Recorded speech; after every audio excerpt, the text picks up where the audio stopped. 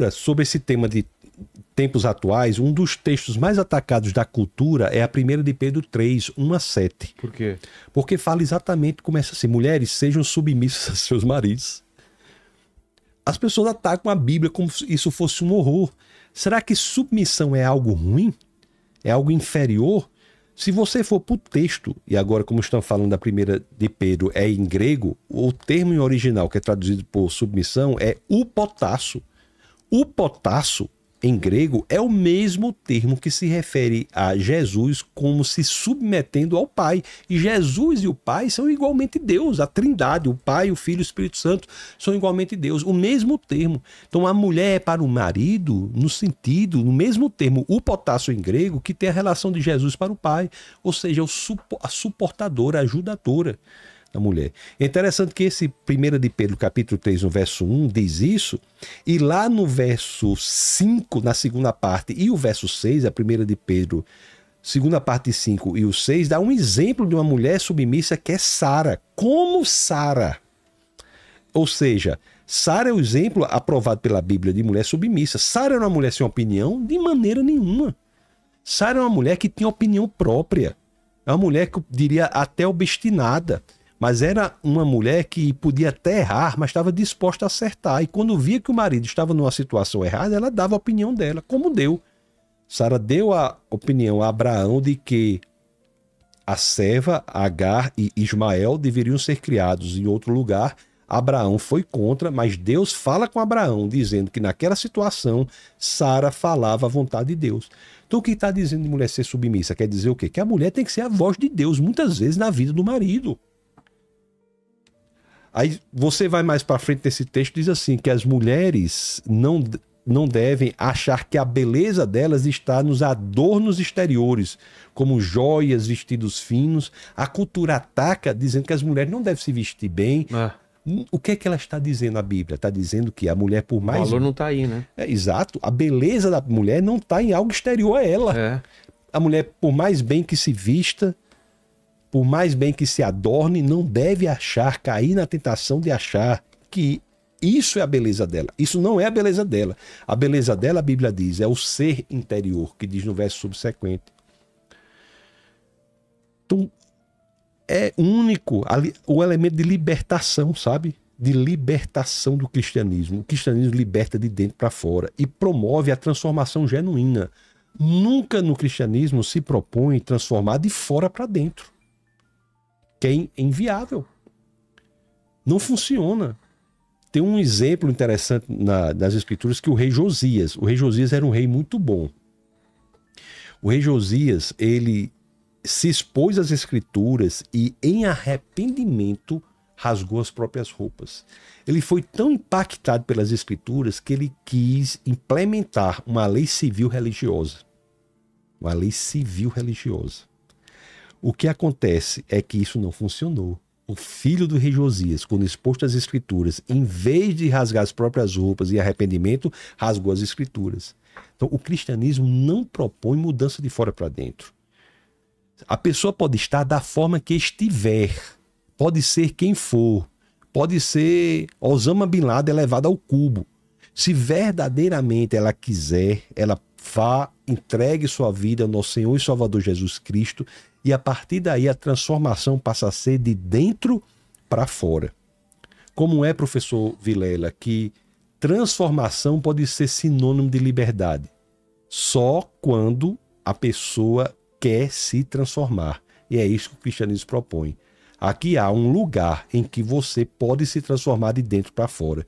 E ainda diz mais, não apenas pode se transformar de dentro para fora, mas Deus estará com você nessa transformação por meio do seu Espírito.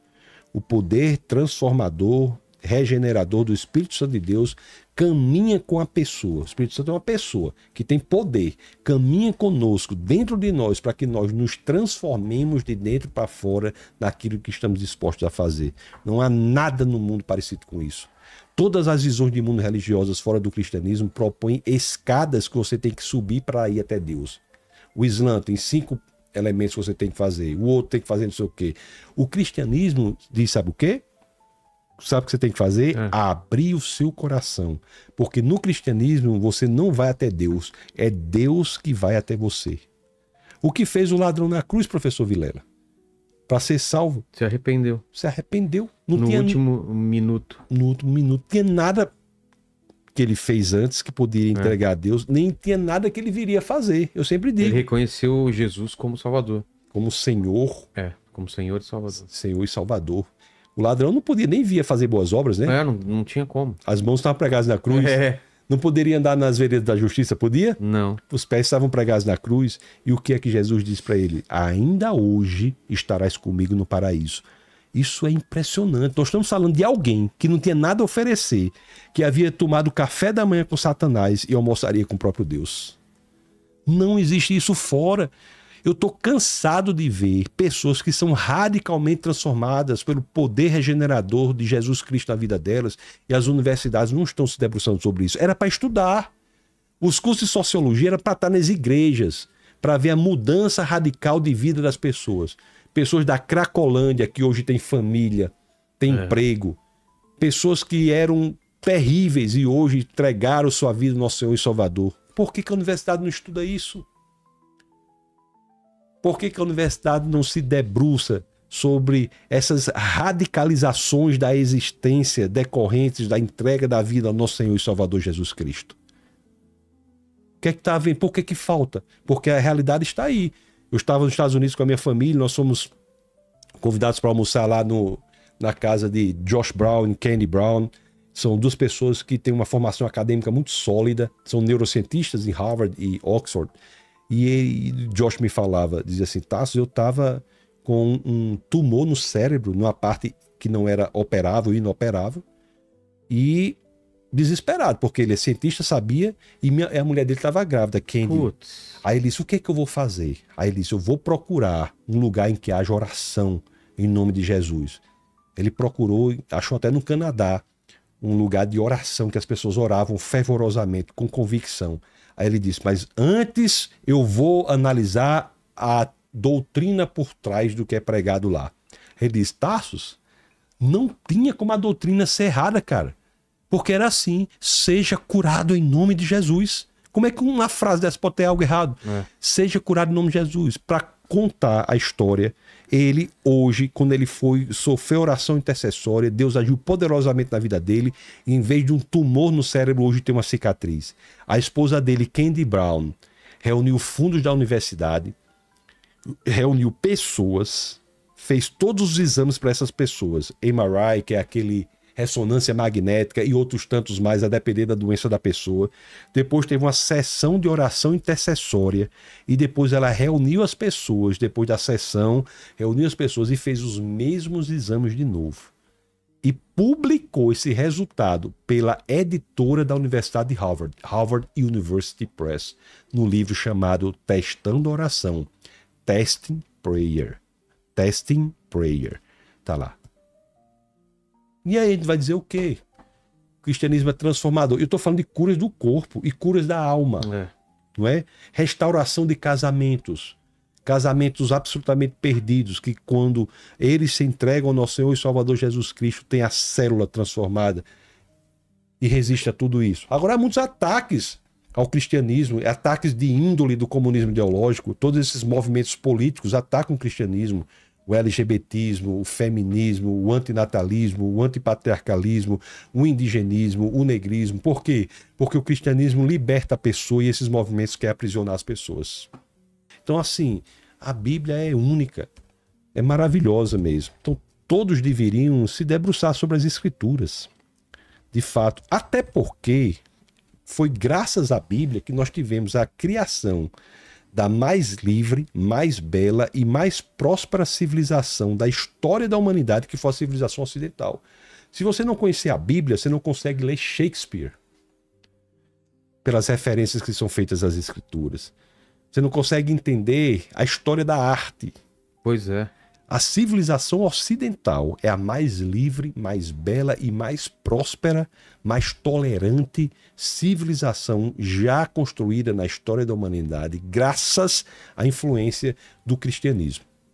O pessoal vai vai discordar, falando de todas as guerras, de todas as matanças e perseguições que também vieram por conta da Bíblia ou das pessoas que estavam no poder, tanto reis como instituições religiosas, né? O senhor acha que essas ações poderiam ser contabilizadas na vida e na pessoa de Jesus Cristo? Claro que não. Então, Nunca. Então nós não podemos julgar o Colocar na cristianismo. conta Então nós não podemos julgar o cristianismo pelo desvio que se faz dele. das pessoas, seres humanos. O cristianismo se expande contra as armas, não a favor das armas. Pois é. Quando o cristianismo é perseguido, ele se expande. O cristão radical fundamentalista, ele morre por Cristo, ele não mata por Cristo. E por que você acha que teve essa distorção em alguns momentos da história? Porque as pessoas distorcem as coisas para fins próprios, mas o cristianismo genuíno, verdadeiro, é o cristianismo que está no primeiro século, que se expande, que existe até hoje. Mais cristãos foram mortos no século XX em razão de sua fé do que nos 19 outros séculos somados. Nossa. Essa é uma realidade que acontece hoje. A Bíblia é proibida. A gente não consegue imaginar, como a gente vive num país cristão, né? Consegue imaginar essa perseguição, que essa perseguição ainda aconteça, né? E ela acontece. Existe uma perseguição diferente aqui, que nem de perto se compara à perseguição que acontece em outros lugares. O que aconteceu no passado. O que aconteceu no passado e acontece até hoje. A perseguição... a janela aqui tem vários países. Somália, Coreia do Norte. Perseguições perversas em vários países. Existe uma organização chamada Portas Abertas. Ou Portas Abertas, acho que é Portas Abertas. Que fala das perseguições terríveis. Pessoas morrem. Morrem até hoje. Até hoje.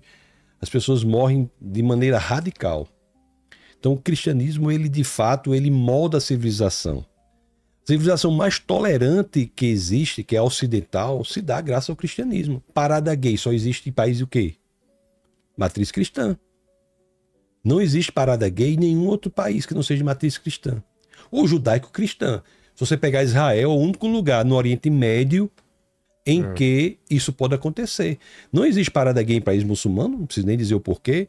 Não existe em país de matriz ateísta. Vai fazer parada gay na Rússia? Vai fazer parada gay na China? Vai fazer parada gay na Coreia do Norte? Não existe. O cristianismo é a visão de mundo mais tolerante que existe. Não quer dizer que ache que tudo é verdadeiro. Tolerância não é dizer que, seja lá qual for a sua opinião, ela é verdadeira. Tolerância é dizer que o direito que eu tenho de expor a minha opinião é o mesmo direito que você tem de expor a sua. Para saber se a minha opinião é verdadeira ou a sua é verdadeira, nós temos que buscar as evidências, as provas. O cristianismo é aquela visão de mundo que faz com que busquemos as evidências. Aliás, a Bíblia diz isso. Portas abertas mesmo, o pessoal está falando. Portas abertas. A Bíblia, por exemplo, exige que nós pensemos a nossa fé. Você não pode forçar uma pessoa a ser cristã. Entendeu? A primeira epístola de Pedro, no capítulo 3, no verso 15, professor Vilela, diz assim: santifique o Senhor o seu coração, esteja sempre preparado para apresentar a todo aquele que vos pedir a razão da esperança que há em vós. Esteja sempre preparado para apresentar qualquer um que lhe pedir a você. Qual é a razão da sua fé? Qual é a razão da sua esperança? O porquê você crê? O cristianismo diz: você deve crer no nosso Senhor e Salvador Jesus Cristo, não apenas por questão de coração, mas por questão intelectual, porque ele é a verdade. Essa é uma visão de mundo diferente de tudo mais. Propõe a investigação, o escrutínio. 1 de Pedro 3,15. Jesus de Nazaré, quando questionado sobre qual era o maior dos mandamentos, isso está lá em Mateus, no capítulo 22, no verso 37, ele diz: amar a Deus com todo o seu coração, sua alma e o seu entendimento.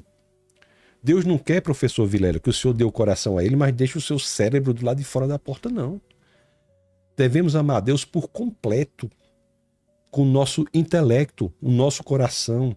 Agora, muitos podem até estar convencidos de que o cristianismo é a verdade e não querem ser cristãos. Aí, porque a conversão não é intelectual, é volitiva, é da vontade, é uma rendição a conversão. Você tem que se render.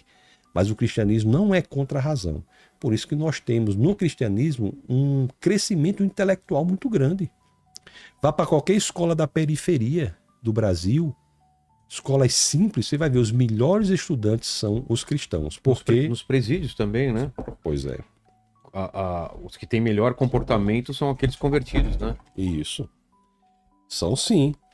São sim. As igrejas vão lá para pregar a paz, para pregar a mudança interior, enquanto grupos esquerdistas do comunismo ideológico vão para pregar o conflito, o crescimento do conflito, o crescimento do ódio interno. A Bíblia diz em Mateus que Abraão, Isaque e Jacó estão salvos. Sentaremos à mesa com Abraão, Isaque e Jacó. Como é que Abraão, Isaque e Jacó podem ser salvos se Jesus não havia sido nascido? Porque eles colocaram a fé deles no Messias que vinha no futuro, assim como nós colocamos a nossa fé no Messias que veio no passado. Então, Jesus é o centro da salvação. Todo o Antigo Testamento, professor Vilela, aponta para Jesus. Se você pegar Gênesis 1 e 2, está tudo bem lá. A Gênesis 3 tem a queda, a questão do fruto. E o homem peca. Gênesis 3, 21, que é Gênesis 3 é da queda, diz que Deus veio e vestiu Adão e Eva. Vestiu Adão e Eva. O que isso quer dizer? Vestiu Adão e Eva com vestes de pele. O que isso quer dizer? Essas peles eram artificiais? Não. Peles naturais. O que foi que houve ali na frente de Adão e Eva? Um sacrifício. O animal foi morto, foi sacrificado. O que é que Deus está fazendo? Ensinando a humanidade no dia da queda, a partir do dia da queda, que mais à frente haveria a necessidade de um sacrifício do Cordeiro perfeito, que é Jesus Cristo. Toda a Bíblia é cristocêntrica. Nós só entendemos a Bíblia, o Antigo e o Novo Testamento, se nós olharmos para ela pela lente interpretativa que é nosso Senhor e Salvador Jesus Cristo. O Marcos, ele mandou aqui: pastor, em minhas orações recentes pedi a Jesus para aparecer para mim em um sonho. Logo sonhei com um leão que me enviava para o Lago de Fogo. Estou triste. Sou o quê? Estou triste. Não há nada que não possa ser transformado que esteja fora do alcance de Deus. Se você sente que isso foi um aviso importante, o que você deve fazer nesse exato momento é dizer: Senhor, eu entrego minha vida a Ti, sou nova criatura. Tudo o passado que aconteceu é jogado no lago do esquecimento, no mar do esquecimento, e no cristianismo é possível começar de novo. Então, o irmão, como é o nome do irmão? Ele colocou aqui Marcos. Então, Marcos, entregue sua vida ao Senhor. Você é nova criatura. O que vai lhe esperar é o paraíso, o regozijo eternos e a paz, que só são encontrados ao lado do Pai. É o que aconteceu com o ladrão na cruz. Exatamente. Não é possível, Marcos, que você tenha sido pior do que o ladrão na cruz. Não é possível. Eu estou dizendo isso por dizer, por pior que seja a pessoa nunca está fora do alcance de Deus. Agora, eu devo dizer um negócio, viu, professor Vilela? Preste bem atenção no que eu estou dizendo. Muitas pessoas chegam a nós, eu estava até falando sobre esse assunto hoje de manhã. Muitas pessoas chegam a nós e dizem assim: pastor, eu fui uma pessoa horrível. Eu fiz coisas inenarráveis, indizíveis, das quais eu tenho uma tristeza, sobre as quais eu tenho uma tristeza profunda. Eu entreguei minha vida ao Senhor e eu sei que Deus me perdoou, mas eu não me perdoo. Putz, é o pior, né? A falta de auto-perdão. É. Mas o que é que nós podemos dizer e devemos dizer a essas pessoas? Se você sabe, meu irmão, que Deus lhe perdoou, mas você não se perdoa, é porque você está se colocando como um tribunal superior ao próprio Deus. Como é que da decisão de Deus eu tenho que recorrer para você para buscar o seu perdão? Então, se Deus lhe perdoou, se perdoe. Se perdoe. A literatura fala muito do problema da culpa destruindo a pessoa. O conto O Enfermeiro, de Machado de Assis, o próprio Crime e Castigo, fala muito disso. E a vida real também. Então as pessoas às vezes têm que se perdoar, porque sabe que se entregaram a vida ao Senhor, nova criatura é. No cristianismo é possível começar de novo. Amém. O Darlan Vitor está perguntando: pastor, gostaria de saber sobre a relação da Torre de Babel e a Pangeia. Como fica a questão dos povos nativos em relação à salvação?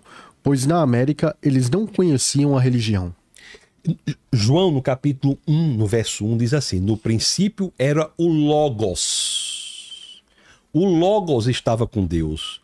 O Logos era Deus. João 1,14, porque Mateus, Marcos, Lucas e João, professor Vilela, são biografias de 4 biógrafos escrevendo sobre um biografado que é Jesus. Então, João, o biógrafo João 1:1 diz que no princípio era o Logos estava com Deus, o Logos era Deus. Em português é traduzido ou por verbo ou por palavra. João 1,14 vai dizer, o Logos tomou carne e tabernaculou entre nós. As traduções dizem assim, e habitou e viveu entre nós. Mas no grego, tabernaculou. Ou seja, quem é Jesus? É o Logos. O que é o Logos? É a essência, a razão de ser, o fundamento de todas as coisas. Como é que pessoas, como índios não alcançados, ou povos que viveram antes de Jesus podem ser salvos?